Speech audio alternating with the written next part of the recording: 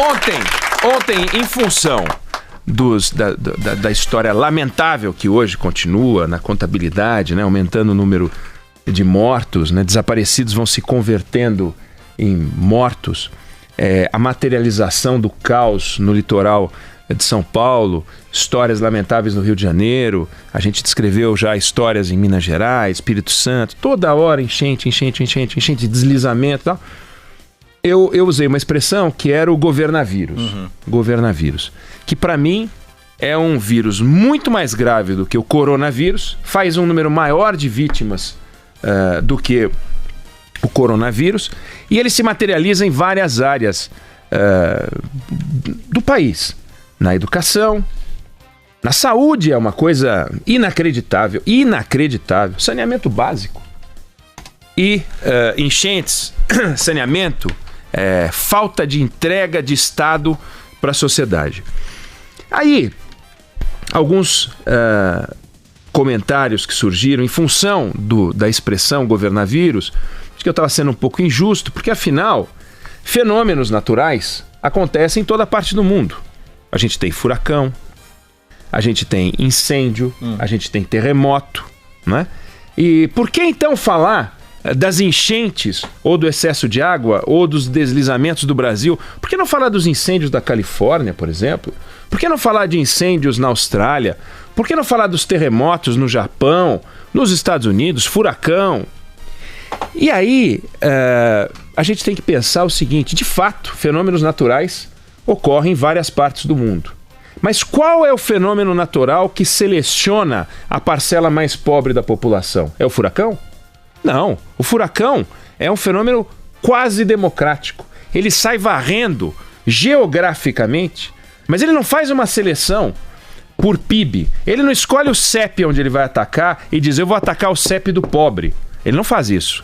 O incêndio também não faz isso. Aliás, o incêndio, em algumas partes do mundo, na Califórnia, por exemplo, atinge casas de atores de Hollywood, e você fica vendo, você fala: não acredito que a casa desse cara podia ter desabado ou desabou, ele teve que sair correndo com a família. Esse cara, pois é, não tem uma seleção social. O incêndio não faz a seleção social. Eu me refiro ao incêndio deste tipo. Não me refiro ao incêndio da favela, porque aí tem. Mas eu me refiro a esse incêndio que atinge uma floresta como um fenômeno natural, não um mau uso, porque o camarada ligou 32 tomadas, claro, 32 aparelhos elétricos numa só tomada, num bairro, enfim. Não me refiro a isso. Recentemente em Portugal, por exemplo. Em Portugal. E foi incrível aquele negócio, monumental, né? A gente acompanhou, foi na Austrália, com os koalas, até essa imagenzinha dos koalas tentando ser recuperados. Inclusive tem uma cena dramática de uma senhora que ela tira a camisa para abraçar o koala, joga água e aquele koala não sobreviveu. Mas não tem uma escolha social. O fogo não tem uma escolha social. O furacão não tem uma escolha social. O terremoto não tem uma escolha social. A água tem uma escolha social. E eu não me refiro à água. Ah, não, mas espera aí, pô. Vários lugares do mundo encheram de água. Tudo bem. Agora me conta o seguinte: aonde é que morre, quem é que morre nas enchentes do Brasil? Morre gente da enchente do Brasil, na maior parte dos casos, é claro que vai ter exceção, gente de CEP ligado a bairro popular, mais pobre. Pô, se você olhar o perfil das vítimas fatais das nossas enchentes e dos nossos deslizamentos, você vai falar: parece um censo da população, por exemplo, da população carcerária. Você vê que 70% dos presos pertencem a uma camada social que só corresponde a 40% do perfil da sociedade. Então tem uma distorção social no sistema penitenciário. Tem uma distorção social. E tem uma distorção social nas vítimas das enchentes, dos deslizamentos. Chove em toda parte, molha a cabeça de todo mundo, mas só mata os pobres, ou mata principalmente os pobres, ou preferencialmente os pobres. Então a gente tem uma diferença.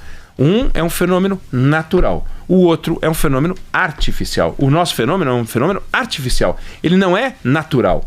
Natural é chover na cabeça de todo mundo, aquela quantidade de milímetros que São Pedro decidiu, e todos meio que se comportam de uma mesma forma, mas não. desabam aquelas casas e a maior parte das vezes é deslizamento, é encosta, onde as pessoas moram e elas moram lá. Por quê? Porque o governavírus permite, porque o governo olha para as pessoas pensando assim, aqui eu tenho voto, mas ali são vidas para eles, para mim voto. Então eu estou de olho naqueles caras pelo que eles representam para mim. Eles acham que eu os represento, mas na verdade o que eles representam para mim é a perpetuação do meu mandato. Para eu poder continuar com o meu mandato, eu faço o que for necessário, mas não o que for possível. Eu faço o que for necessário. É o mínimo necessário para eu poder prosseguir na minha jornada eleitoral.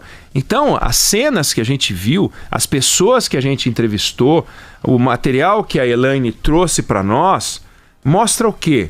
Os pobres. Os pobres. Tem uma cena que ontem a gente levou ao ar no Jornal da Band, seguramente a Elaine viu, é o seguinte, as pessoas passando baldes com lama de mão em mão, baldes com lama de mão em mão, assim por várias e várias mãos. Você já imaginou quanto tempo vai demorar, quanto tempo demorou, quantas horas eles trabalharam, como ficou a mão daquelas pessoas?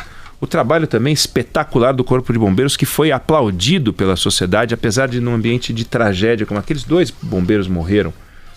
Não sei se teve mais alguma morte de lá, desde aquele dado. 104 bombeiros trabalhando, 2 bombeiros faleceram. Faleceram em serviço. 5 frentes de trabalho. Inacreditável o trabalho do Corpo de Bombeiros, parabéns, sempre presente quando precisa, apesar da falta de estrutura, da falta, né? Eles são pessoas diligentes, aplicadas, dedicadas, não é à toa que estão sempre no topo da admiração quando se faz o ranking por corporação, e estes, a que me refiro, os políticos e os governantes, sempre na base. E os 2 aparecem no mesmo momento, um salvando, o outro criando a confusão. Quer dizer, quando eu digo criando a confusão, alguém pode dizer, puxa, mas você está sendo injusto. Lembre-se do que disse o Crivella. As pessoas preferem viver nesses lugares. As pessoas querem viver nesses lugares. Não. É a melhor opção entre as faltas. A falta de opções que eles têm. Não tem opção. Agora, se você permite que uma pessoa viva num lugar, mesmo de forma irresponsável, por parte delas, está lá uma família, um pai, uma mãe, 2, 3 filhos, eles não têm onde morar, vão lá e fazem um barraco num canto ali. É uma decisão irresponsável? É uma decisão irresponsável. Talvez mais irrefletida do que irresponsável. Talvez mais sem alternativa do que irresponsável. Mas não é razoável aquilo. Não se pode permitir. Quem é que tem que falar não? Quem é que tem que falar não? O filho que quer mais uma hora na televisão ou o pai? Quem é que tem que falar não? Aquela pessoa que está formando aquele barraco ali ou, entre aspas, o pai, o responsável por aquilo? A secretaria social, seja lá o que for, que tem que chegar e falar, desculpa, você não pode ficar aqui. Você não pode ficar aqui. Você não pode construir uma casa aqui. Aí constrói 1, 2, 3, 4, 5, aí não tem o que fazer. Aí o que vai tirar eles de lá? Um erro deles mesmos. Um incêndio, como aconteceu naquele edifício Wilton. Lembra? Lá no Lago do Paissandu, centro de São Paulo. Dia 1º de maio, né? Ocuparam o prédio. Você pode culpar pessoas sem casa de entrar num prédio? Você tem que combinar, elas têm que ter esse respeito cívico. Como é que é esse troço? Não tem alternativa, vai lá e entra. Wilton Paz de Almeida. Wilton Paz de Almeida. Quem é que tem que dizer não, vocês têm que sair daqui? É o Estado.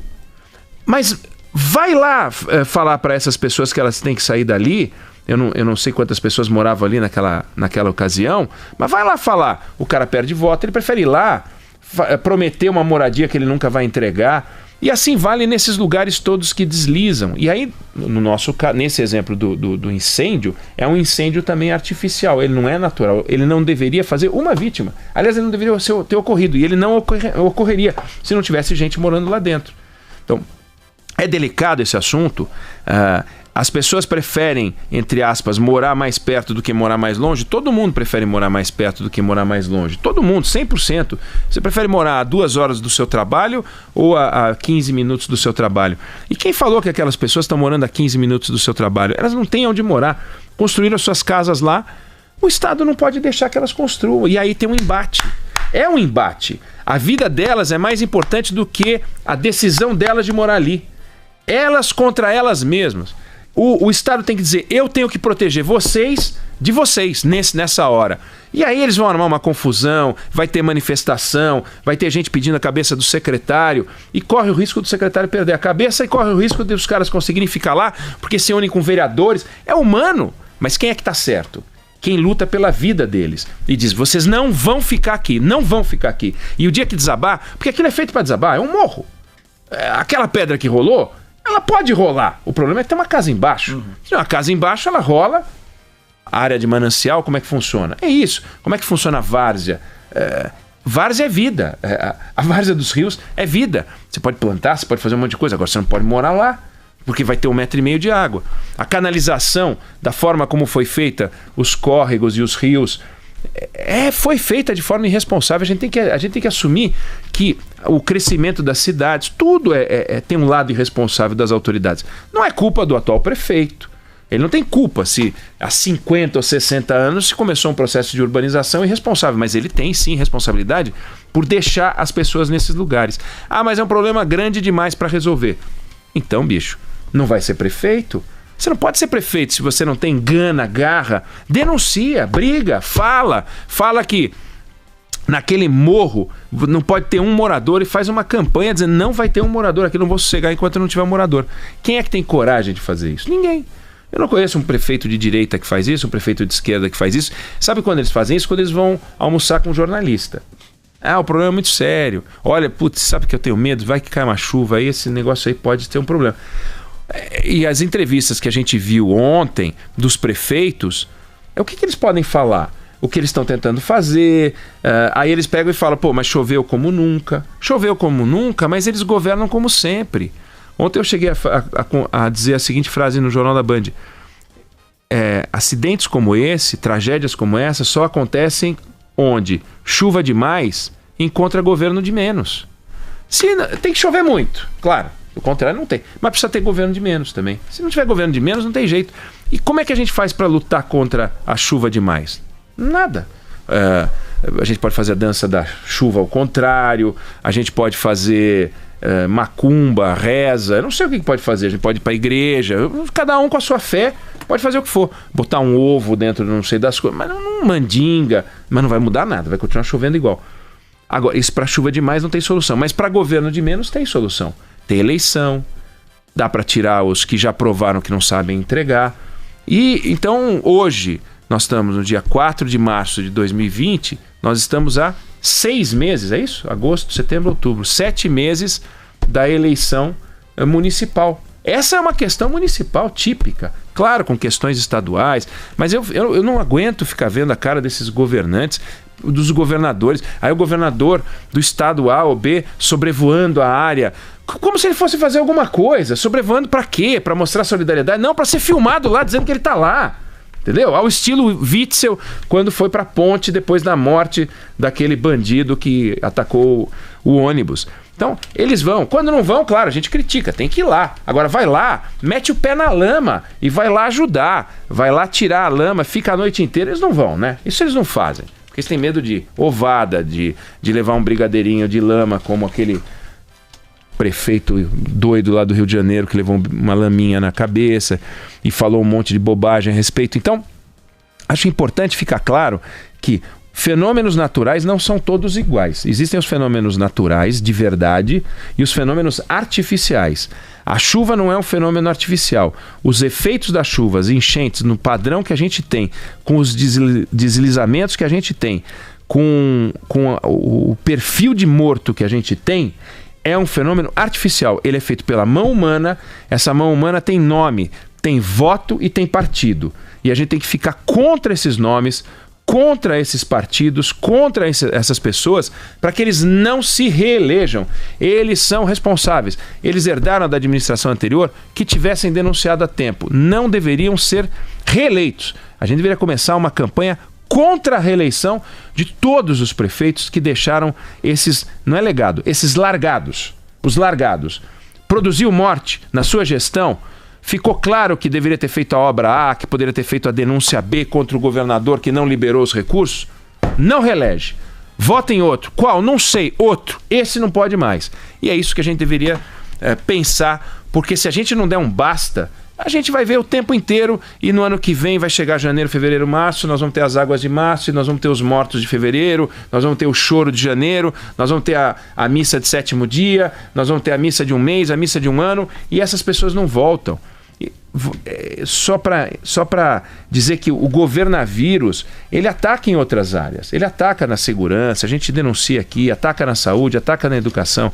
Agora, deixar as pessoas serem mortas por armadilhas que o Estado pode desmontar é uma crueldade que não tem paralelo. Crianças que estavam dormindo, não tem paralelo, é um negócio nojento. Então a gente deveria trabalhar para que esses caras não se reelejam.